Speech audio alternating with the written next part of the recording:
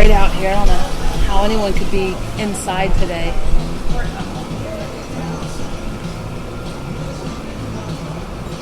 Hi there, this is Jim the Keys bartender coming to you from the Florida Keys Brewing Company. I'm here with the owner, Cheryl. Hi, Cheryl. Hi, Jim. Recently, this is a special episode. We rarely do live. We used to have a production company in Big Pine called 43 Keys Media, and they handle all that stuff. So maybe in the future, if you wanted to look into that, they'd be able to talk to you about it. And it doesn't, like I said, it doesn't cost you anything or anything. So about that. It's better, yeah. You don't have to. I did a special episode that said, instead of paying someone to do it for you, you do it yourself, and you pay yourself. You're paying yourself, or someone that works for you. Yeah. And it's really, trust me, if I can do it, anybody can do it. This is the Florida Keys bartender podcast. Yes. But yours could very well be the Florida Keys Brewing Company podcast, or the Keys Brewers, or whatever you want to make it. I'm all about it. Yeah. I need to talk to our media person and see if she's up for that. Yeah, I could sit in. I could even. It would take an hour to set it up. Okay. Take an hour, and I have extra equipment. I'd give you. You just said it. So, what inspired this is I noticed right when Bahamas was right in the midst of it, right at the beginning, you started a campaign here, and it was donating a portion of your sales on Friday and Saturday, or was it? It was Saturday, Sunday. Sunday and Monday. Sunday, Monday to Bahamian Relief, and you were donating to a person that was effectively getting the everything together at the time. It's not going to be one of those things that I imagine when you're, we see that video from Abaco. Yeah. It's completely devastating. It's bad. Yeah, it's horrible. I mean, it looks it looks quite eerily familiar to Michael up in Mexico Beach. Oh man, where Mexico Beach was flattened, but in this case there was none of those really high standards for building, I guess you would call them. Exactly. Most everything over there is just frame. You just a lot of people collected wood on their own and just built their own house. There's no regulations or standards. It's kind of flying by the seat of your pants if you're a local over there. We did a collection, and so we did 25% of our sales over the last 2 days. We are donating to the Abacos, and we're donating it directly to a captain out of South Carolina who has got a non-for-profit and a crew that's ready to go. He's got planes, he's got sports fishermen. They're loaded up, they're ready. So I chose that to donate to because it's 100% of the proceeds. It's not 90% or 80%. It's 100% of everything donated is going towards the Abacos in the Bahamas. And it's called southeastrelief.org if anyone wants to look it up and see where your money would make a big difference over there right now. Just to reiterate that thing about the percentage contribution, a lot of people don't. It's been 20 years since they started coming up with uncovering what some of these nonprofits are doing. That they have these, it could be like the certain groups that say Cancer Society or something like that, where 10% or just a minimal amount of money actually goes into research or care or things like that, and most of it goes to salaries and CEOs. Infrastructure and employing, going to salaries for employees that run it, and it's almost as if some of these fundraisers are fundraising organizations are fundraising unto themselves, not for what they're representing themselves. And that's why you got to watch out on Facebook and the internet. You have to watch out for these groups. You got to make sure that they have to have. This guy probably has his 501c. Yes, he does. A 501c is very stringent. In order to have 501c, you have to go through certain Treasury IRS guidelines. Yes. And they look at that now. There's still groups, the big ones. The American Heart Association had a problem with that. Wounded Warrior. What? Wounded Warrior had a problem. Wounded Warrior, it's like we donated the first poker paddle. We donated to a chapter of Wounded Warrior, and we found out that it was only like 50% of what we donated was actually going towards the foundation. And that was the first I'd ever learned about that. I just always assumed everyone donated 100%. So now I've learned, and I just be careful, and I only donate to, if I know it's 100% of that money is going to somebody who needs it. That's, that's the effective way to donate. Yeah. There's organizations that deliver they call NGOs, non-government organizations. Sometimes there's another thing about raising money. Sometimes they do collect money, and then they donate all of it, but they give it to the municipalities or the government system. And some of these government systems aren't necessarily the most efficient, and some are downright corrupt. Yeah. Like what happened in Puerto Rico with the governor. There were some of the things there. Not saying everything. It was horrible what happened in Puerto Rico. Oh my gosh, and Haiti, and there's a lot of other places that have been through this. The government takes whatever they want, and some of it gets to the people. Yeah, it's like shoveling fleas across a barnyard. They said back years ago. Once you get the shovel full, half of them don't even make it over there. Yeah. So when it's important to find that out. Now, one of our friends from the Upper Keys Rotary. Yep.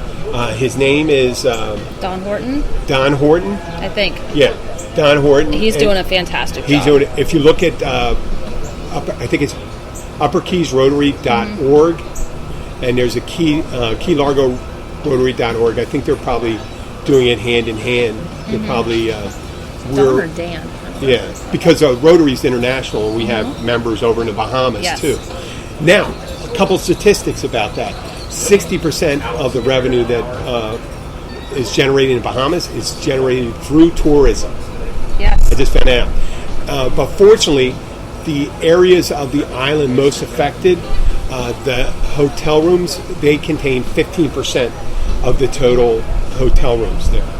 So places like Atlantis and all that, they're fine. But there's still people that live in Abaco and Freeport, and they're devastating. Their infrastructure is ruined.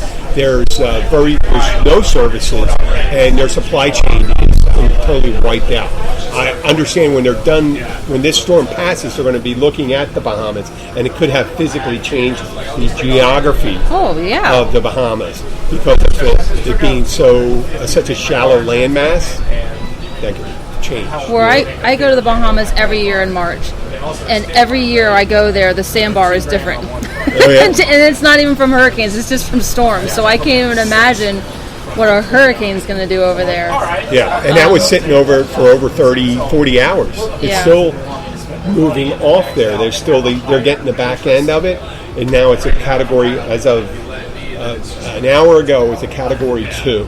Yeah. And it hasn't really started moving north yet. I mean, it started moving at one more. It's like one of those people post some jokes on it. Normally we're a comedy podcast, and they post jokes about it. And I understand people when something horrible happens.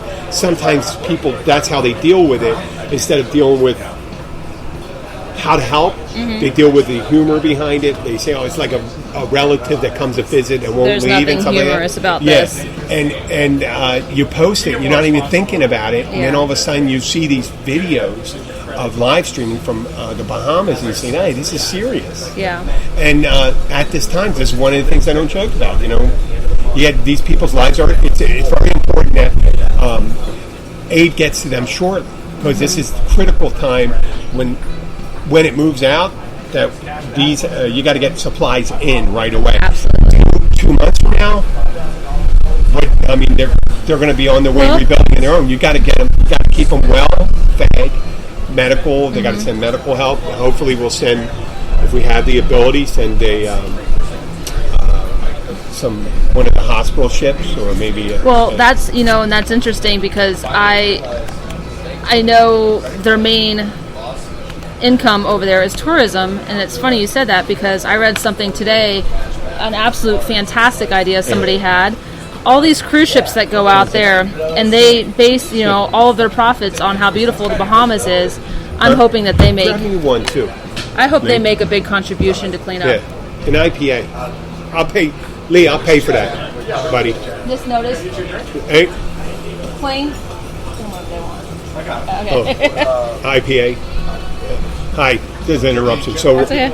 I'm sorry for interrupting. Well, I'm saying like the cruise ships that make all their profits by going over to the Bahamas. I hope they make a generous donation, or at least send some boats over there for people to actually stay on until things get rebuilt. I mean, it is the right thing to do. It is. But if you're smart, it's also the business. It's a smart business decision in the end. Oh, it's a great one smart, for them. If you just think about that, if you're pushing the feel good thing of the Bahamas, you have to care about the people that are there. You can't just say, screw it. Exactly. So I really hope that they step up and do the right thing.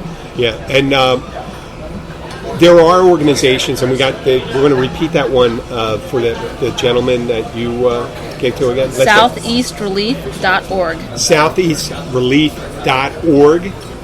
That guy is immediately moving there. Hey, thanks. Have a seat. Their friend Lee Sharp's here. We were talking about Bahamian relief. The interesting thing was before Dorian hit the Bahamas, I was talking about how not on the podcast, how not to panic down here, how we wouldn't be affected. But even though we're not in the cone and stuff like that, think about what happened there, how devastating they are in the Bahamas. Key West, the smallest bar, none of the cruise ships are doing ports of calls. And this storm, how it disrupted the legs in the Bahamas, is causing a mild inconvenience to the people in the Key West, which is literally 300 miles away from the point of the center of it.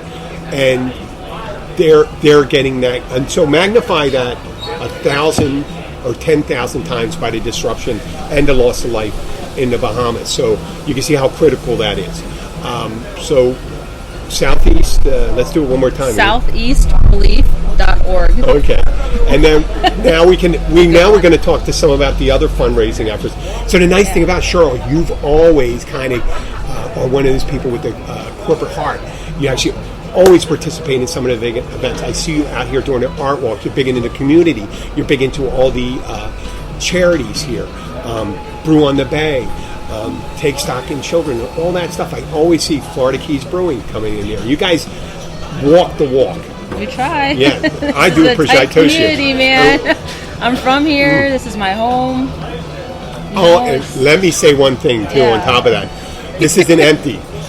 I love IPAs. Oh, what'd you get? That is delicious. Oh, that's the critter. That is delicious. I chose 4 because I have several IPAs. Oh my God! Oh well, all their food. I mean, you're known for your iguana bait. Iguana bait is incredibly. I mean, I guess when you hear that terminology, that's flying off the shelf. Mm-hmm. It's flying off the shelf. You guys are. People love the iguana bait. I'm not gonna lie. Yeah, you're not. Some people make a brew locally and they call it something, and they just kind of put it out there. But you guys seem to really love it. We do. And really enjoy it. And you guys, that's why I meant about the podcast, because you guys really know how to do it. Every time I go there, I would try one of them. Mm-hmm. You always seem to put some thought behind it. Oh, our crew is, well, besides being nuts, they're very creative, everyone. So a lot of the beer names, and actually even the recipes, come from bartenders or other brewers. Like we have a couple series. One of them is the BIG series, and it's basically Boss is Gone is what it stands for. So whenever Craig goes out of town, the brewers kind of make up their own recipes and have fun back there. And we expect it now. The first couple of times Craig was like, come on guys. But now it's like they came up with some good stuff. So we're flexible. We let everyone, somebody likes a Belgian, we're going to do a couple of Belgians. Someone likes IPAs, we're going to do a bunch of IPAs. So the brewery itself is extremely well-rounded. Yeah. 20 on draft. There's dark, there's light, there's hoppy, there's everything. And there always is every day. We make sure that there's a good selection. Yeah, and they're in the heart of Islamorada. We're going to be taking some pictures here, and I'll post it. Matter of fact, I'll probably do a video of it, of their beautiful beer garden here. And you do, the nice thing about it is a really great venue. It's very tropical, very relaxing. It's nicely situated. You got your brewery right down the street down here, literally a block and a half away. Yep. Down here. And if you're ever in Islamorada during one of the art walks or anytime actually, you can stop by here. Yep. What are the hours here? We're open Monday through Thursday from 11 to 10, and then Friday and Saturday we're open till 11, and on Sundays we're open till 10 as well. Oh. So we're always open, it seems like. Yeah. And stay open a lot later than that sometimes. Yeah. About 40% of our listeners are in South Florida and the Keys. The rest are... how would, if let's say someone from Minnesota wanted to get their hands on your beer, how would they do that? Could they? They can't. They actually have to come down here and get it. We don't ship it anywhere. So it's kind of like something that you can bring back as a present for someone. So we have growlers and cans, and we have growlers that will actually keep your beer cold for 24 hours. And it's funny you said Minnesota, because I tell people you can drive from here to Minnesota and have a cold beer. Because it keeps your beer that cold. No, well, that's listen. This is so how much you love the Keys. In order to have it, you have to come down here. But your distribution goes all the way up to the Treasure Coast. The Treasure Coast. Yeah, we're not on the West Coast just yet. Just the East Coast up to like Stewart area. And we did that actually after Hurricane Irma. Yeah. We weren't going to. We were going to keep it hyper local, which is just in the Keys. But after Hurricane Irma, unfortunately, a lot of our businesses didn't open back up that we sold our beer to. And we were making a lot of beer and had nowhere to put it. So we opened up a new territory, which has been fantastic, but just wasn't a part of our original plan. So it's funny that you hear a company that says, well, we're not probably going to grow that much. I don't, like Lee, I only want to sell 10,000 albums, right? I don't need to go to... I'll just do what's an album? 15,000 or album CD. Oh my God! Well, I just had my birthday. So I'm 56 years old. But I'm the one to tell them about. Cheryl asked me, "Can I say right before the podcast about what? What is it exactly? Is a? I didn't know what a podcast was. Yes.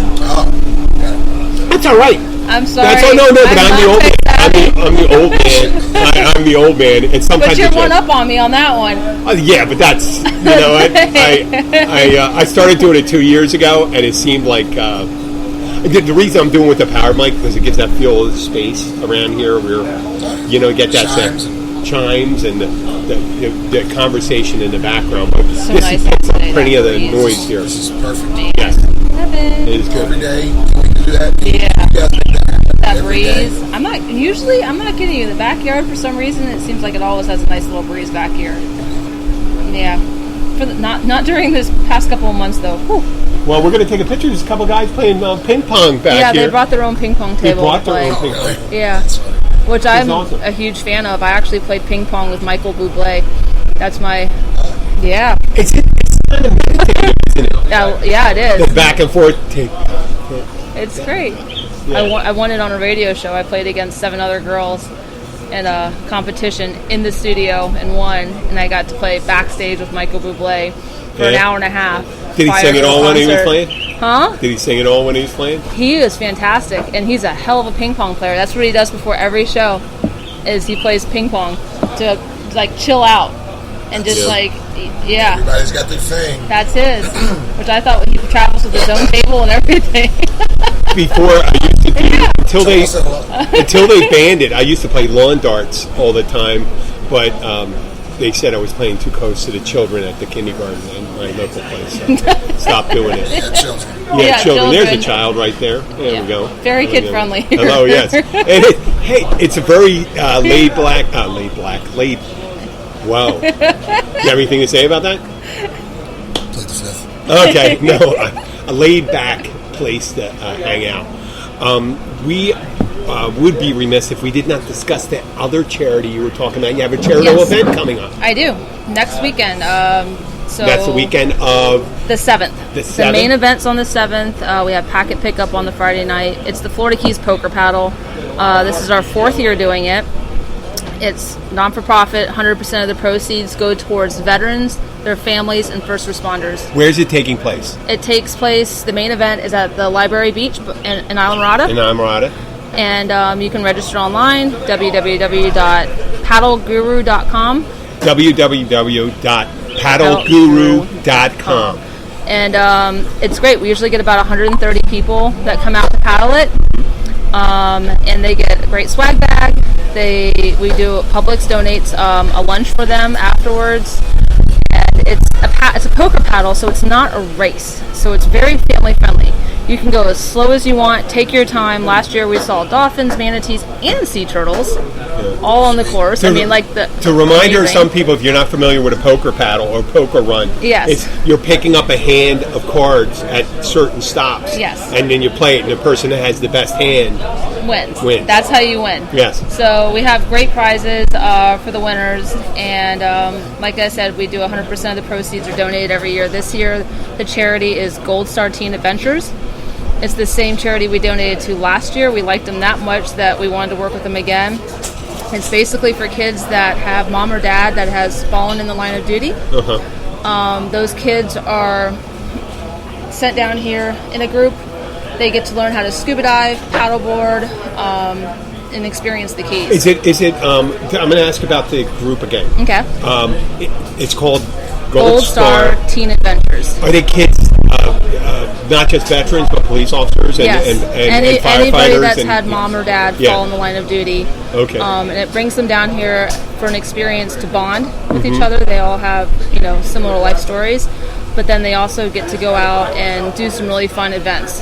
There's a lot of companies down here that work with them, dive agencies, paddleboard companies, and they come down here and they spend the day or, a couple of days, and they learn how to do fun activities. So it's really cool.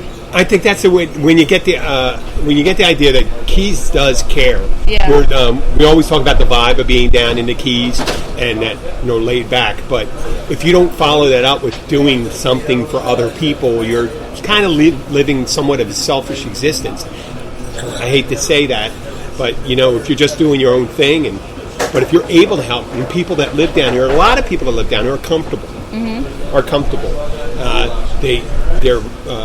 They're well off, and this is the way they can give back. And we are for the Keys. I wouldn't be surprised if Monroe County, and especially the Upper Keys, the South Alvarado, is not one of the most giving parts of all of Florida when it comes like that. And especially, like I said, with the Florida Keys Brewing, you guys are living your kind of the whole advertising, the tie-dye stuff and all that. You actually, I said that, you walk in the walk, you talk the talk, and you walk the walk. That's the thing about it. You can put up or shut up. It's the Keys vibe. Yeah. It's fun at the same time, I believe. They had a couple tie-dye parties. Dude, are those not the bomb? Those are fun, man. It's my favorite day of the year. You just bring your shirt, and there's a bunch of dye and whatnot, and you make your own tie-dye, get your rubber bands, and you put them in a bag, and you got a tie-dye shirt. Okay, that's it? Oh, you mean it's just like hanging your stocking up near the... We did. The fireplace becomes a tie-dye shirt. There you go. But, yes, you have to do something. Yeah, I put mine in the dishwasher the first time. How'd that turn out? It turned out fine. I have a bunch of my white T-shirts that I get sometimes. I wind up looking for them, and then I find out my daughter has turned them into tie-dye shirts. I tie-dyed this one. Yeah. This was from the last party that we had. Last party we tie-dyed, I think it was 500 shirts in about 3 hours. Yeah. But people bring curtains. I saw doctors bringing their smocks with, Dr. So-and-so. Oh, cool. I mean, bedspreads. I saw a lady bring a bedspread one year. How about underwear? Everything. You name it. Socks. And socks. so we provide all the dye, and everyone just comes here. It's free to tie-dye your own stuff. And then we provide shirts for $12 if you want to. Like this one, how it has the white on it, and then it shows up after you tie-dye it. Can I come up with a promo line for you? Huh. It's to die for. It's to die for. It is. I also no. It doesn't. Oh, is that cheesy? Come on, man. It's not anything, man. Hey, so my you know what? You notice we're not cursing as much. It's tie-dye till I die. Yes. That's it. I will wear tie-dye till the day I die. Oh, that's a good one. I like that. Yeah. And you can mean it both ways. I always. Yeah. You can put dye in. You can do a take on a Bond flick. Die another day. No. There's all the things. Yeah, I got all these things, man. I'm an idea man, but notice I didn't put a good idea man in front of it. I just have some the Keys ideas. Love tie-dye. Yeah, I know that is. We also say it's Keys camouflage. You kind of just blend right in if you're wearing tie-dye. I had up in Philadelphia. I had the reputation as being that, even though I looked the way I am, but coming down here, I stick out. But my mentality is right there with it. I mean, I may not sound exactly a little intense sometimes and things like that, but my sentiments and my emotions run the way of think of a hippie. Yeah. I mean, one of the reasons I can't do the long hair is that I have an OCD thing about it. You know? See, I have an OCD thing about not having long hair. Yeah. And I just cut my hair. What is with that? It's beautiful. I love your hair the way it is. Are you going to grow it back out again? It's hot. That's the thing. It was just really hot. I play outside all the time. I know. And it was down to my butt. And I cut it 6 inches twice. Still down to my butt. Did you donate it? You can't because it would die, right? No. You can donate. I think you can donate dye? I think so. I thought it had to be untreated. St. Jude. No, it was untreated when I cut it. Oh, cool. Next time, yeah. Well. But St. Jude charges their customers, and I'm from Memphis, where St. Jude was officially done with Danny Thomas, the old actor. Yeah, they charge the recipients. But there's another place. Are you serious? I thought it is about cancer care and all that stuff. Well, they don't charge people who have any affliction, and their families. They can go there, but they charge for hair. So, and I will support St. Jude forever and ever. Yeah. But, there's other places that also do hair donations. Yeah. That don't charge anyone anything. Strictly not. Yep. That's good to know. That's great to know. My daughter has extra long hair, and she hasn't had it treated. And I know one of these days she's going to get caught. I got like full-blown mermaid unicorn. Well, it was a couple months ago. Nice. It was. Yeah. Oh no! It comes out was it July? I did the whole thing, like rainbow. Okay, so what we're going to be looking at? Maybe we'll take a picture of it until that. We got to get a picture of that. It's beautiful. It does go with your shirt. It fades out. I know that's funny because I did a big trip this summer, and everywhere I went, people were like, "Oh, your hair matches your shirt." And I'm like, "Of course it does. My entire wardrobe is rainbow." It's real. It is. It is gonna match. It's very pretty, and then your earrings match your shirt, and then it's bright and colorful. Coordinated. Yeah, that's what it's all about. It's very Bahamian, where the bright people come from. I love it over there. I mean, just everyone over in the Bahamas is so nice, but I love the way they dress over there. It's bright, it's colorful, it's fun, loving. Like, it just kills me. I would hold off for a little bit unless you're going over there to help.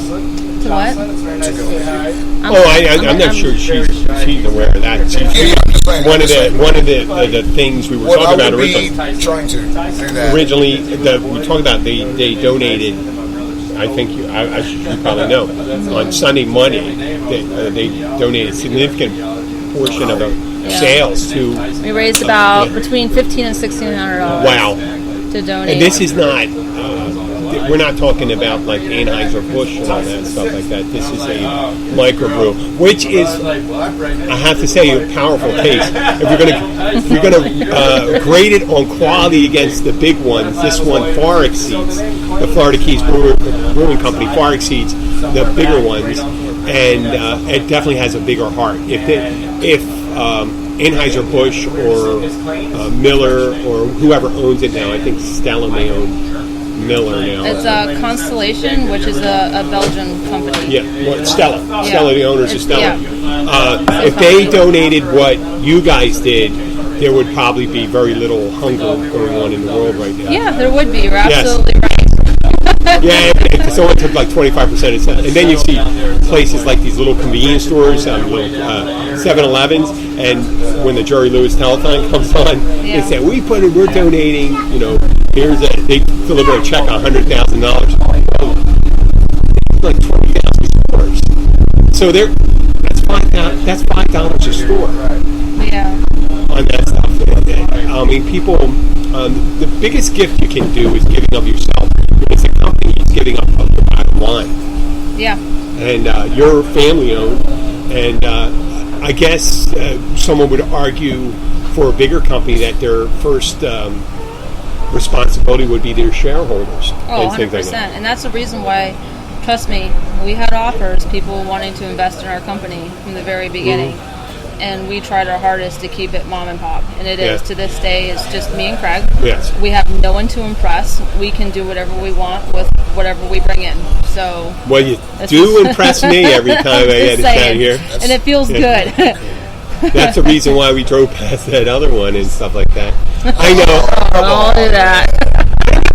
I'm just saying, you're doing it here. You're doing it here in the Keys. They do a lot too, though. They do a lot. That's good. You never should talk. You never should talk. I always say you should never talk about any competitor. And it's not necessarily a competitor because there's room in the pool for everyone. Yeah. Just like restaurants. You always say that about restaurants. But exactly. There's a lot of room for a lot of businesses down here. And it makes Islamorada all more the richer. Yeah. I mean, to have different beers and different restaurants but there was, I'll tell you, just so you know, there was a reason why I contacted you first. Because I knew this was near and dear to your heart. We had the cancellation. We were going to go down to Key West, and then things started changing up from different factors, and all the cruise ships canceled and all that stuff. Yeah. And I said, well, geez, instead of making it about the podcast, why don't we make it about giving at the time? Because all I'm thinking about is going down there and saying, I'm going to get my sponsors. I'm going to go and try to get more advertisers and stuff like that down in the Key West. And so we are going to go down there and do that. I was down in Key West the last 2 days. Yeah. But we went down, so I don't know if I know a lot of locals know this, but the first Sunday of every month, a lot of Key West attractions are free to locals, including Islamorada. So you can go on the conch train, you can go to the aquarium. There's discounts at all the museums are free, everything. So we go down there quite often on the first Sunday with our kids. It's in the off months? The first Sunday of every month. Okay. Yep. Every month of the year. And it's been going on for years. And so we went down there for the first Sunday, and it was funny because we ran into so many people from Islamorada. And then we decided to spend the night down there because there's nobody in Key West right now. Yeah. We stayed at a hotel that has 300 rooms, and there might have been 20 people staying there. We had all the pools to ourselves, the beach to ourselves. The price was amazingly low for Key West because they're just, I think they lost a lot of tourism out of this as well. For a big holiday weekend, we had Key West Brew Fest that was supposed to happen in Key West this past weekend, and it's one of our biggest events. And then the whole thing was canceled on the Friday prior. Yeah. On Friday the 23rd. No. Like this past Friday, this past 31st or something like that. The 30th. 30th. Yeah. And it's a huge festival. It's one of our biggest ones that we do a lot of events and stuff down there. But the problem was all the beer coming down for the festival was coming from West Palm. So they shut down their facility on Friday, which means no beer's coming down, no banners, no props, no nothing. So how are you going to put on a festival with no beer? So we just, they would have actually been back. They would have been. They would have been. Right? No, but I don't know if they would buy that. You really couldn't insure it because of the timeline. That they didn't know it would be sitting there. No, they did the right thing. They did the right thing because it's better to err in the way of caution when you're putting people's lives at risk. So driving down, that's a problem with the supply chain in the Keys right now, that some of these restaurants are having problems getting, because a lot of these food deliveries do come out of the south central part of Florida, the West Palm Beach area and Deerfield and all that stuff. They supply the other suppliers, and they're not getting all of them. We're not getting supplies down here because of that. But eventually, I guess starting Thursday, that'll come back into play and stuff like that. Are they going to reschedule that? Do you know? I haven't heard anything about rescheduling it. It's a really big festival. They put a lot of time and effort into it. I know quite a few people still went down there and just hung out for the weekend. But, I mean, people like us, we just, canceled, and then we decided, hey, there's not much going on, so we went down there anyways. But I actually brought my whole family with me, so there was 12 of us. When you say whole family, you mean do they live down here all year? Yeah. Are you from? I'm from here, so I brought my mom, my sister. My sister has 4 kids down here. Me and my cousin lives down here, and her kid went. And your children. Yep, my kids. And Craig. Yep, and Craig. We all went down there. We took 3 cars and and spent the whole day in Key West bouncing around. So of the 20 people occupancy, half of it was yours? Yeah. People? Pretty much. Okay. I could not. I literally, I could not believe. Like we saw, there was nobody at the hotel. Where were you? Can you mention where you stayed? Yeah, we stayed at Casa Marina. Oh, Casa Marina, I nice. play there a lot. But I used to play there. I mean, Well, you're gonna play room, there. it was You're gonna like- play there again. it's one of my favorite places. It's beautiful down there. It's a whole different story. Yeah, right. It better be nice. Yeah. But the prices, I mean, they had dropped them so low just to get anybody in there. And I think all of Key West, I mean, you could stay for well under $100 in Key West this weekend because of the hurricane. And that's this coming weekend too. You need to get on the horn. Well, And if you want to go to Key West, now's the time to do it. yeah. Yeah. No, we got our friends down in Key West. We have the smallest bar. Mm-hmm. We're looking to get into Irish Kevin's. I think we're going to get in there. And with the help of Jim Martin, the distiller of Key West Smugglers Bourbon Whiskey, we'll probably want to be there like on a Tuesday, Wednesday during Fantasy Fest. Have you ever been down there during it? It's kind of a bacchanal, isn't it? My first Fantasy Fest, I think I was 16 years old. 16 years old. Yeah. We're quite young. I snuck down there. Okay. Really? I think I was supposed to be spending the night at somebody's house, but growing up down here, Yeah. back in those days, you grew up fast. It would be counter against your spirit if you did not go, Robin. I've had many fun Fantasy Fests. We're going this year, actually. So Craig, Yes. his mother and father, he's Canadian. Mm-hmm. His mother is in a marching band called the Top Hat Marching Orchestra out of Burlington, Ontario. The whole they're so cool. So the whole band's coming down and marching in Fantasy Fest this year. Yeah, so this is their second time doing it. Is it a marching group or a band? It's a marching band. Oh, so they actually wear the top hats and all that Yes, they stuff? wear the top hats. They alter them for Fantasy Fest a little bit, but Okay, like topless and all that stuff? Body paint? They do some fun stuff, and it's a really fun group. Oh, you don't want to say? I usually walk with them and carry all their alcoholic beverages in my backpack. for I know, because they don't have any clothes on. Where are they going to carry any of this stuff? But so we're definitely going down this year. How big is the marching band? It's 50 people. Wow. And then plus all of their other people that come down with them to help out. So they booked everything, I think, a year and a half in advance. Yeah. I mean, they are but they're amazing. Last time they were here, they won an award for best marching something in Fantasy Fest. I forget what it Best was. naked marching? Yeah, they're a really fun group. Partially clothed marching. No, they're pretty clothed, but they are? Okay. they do have Some fun. body painting? There's definitely some body painting. I don't mean to push you. I'm not trying to. No, I'm not going to go further. They are than they are trust a me. very will. fun group. Okay. Buttless chaps. There was that. Oh, wait a second. Hold it. Why were you so tentative? Why were you so tentative saying anything to me? And Lee mentions buttless chaps. He goes way over. It's funny. You think of a lot of times you think of Canadians as like very just I don't. No, I think of British nice.